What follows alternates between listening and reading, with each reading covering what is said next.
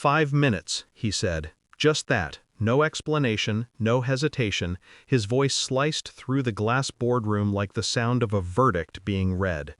My father-in-law, the man who'd once toasted me at his daughter's wedding, sat at the head of the table, his gold watch catching the light.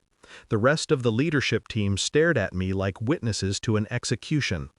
5 minutes to clear your things, he said again. Security will escort you out. I remembered the way my hands felt, not shaking, not clenched, just empty. He smirked when I stood. Thank you, I said quietly. I don't think anyone expected that. I didn't either. Then I picked up my notepad, straightened my tie, and walked to the door. Behind me, a chair scraped, then another.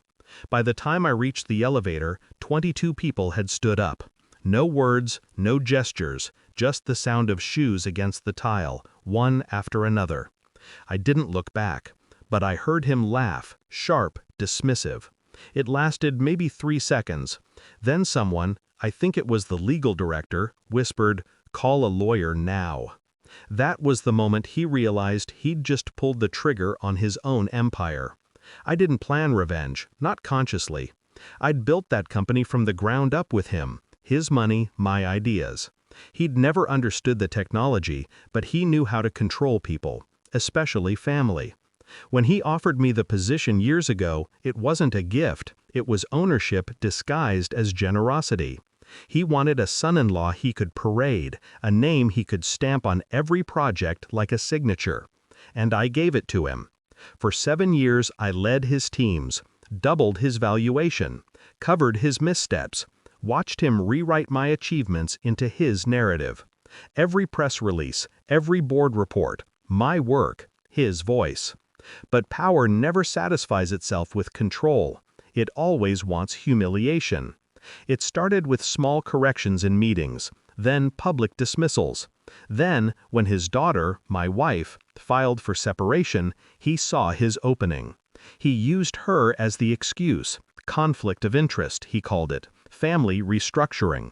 In truth, it wasn't business, it was blood sport. I left quietly that day. No outburst, no threat. People assume silence is surrender. It isn't. It's storage. For 3 months, I said nothing. I didn't respond to messages, didn't take calls. But I was watching. Filings, acquisitions, internal memos. I still had access to the servers. They'd forgotten that I'd built them. And I started seeing patterns. Off-book transfers, shadow companies, falsified contracts. A network designed not for growth, but concealment.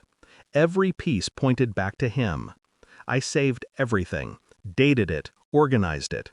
It was strange how calm it felt, how methodical I became. Like reconstructing the anatomy of betrayal, one organ at a time. The night I finished compiling the last file, I sat in the dark and realized something simple. He hadn't fired me to destroy my career. He'd done it to erase my name from the record before the truth surfaced. He thought he'd buried the evidence, but he didn't know I'd built the grave. When the legal director called me weeks later, trembling, stammering, I knew the board had finally seen it. They'd traced the discrepancies back to his personal accounts, offshore shells, insider trades, the kind of paper trail that doesn't burn clean.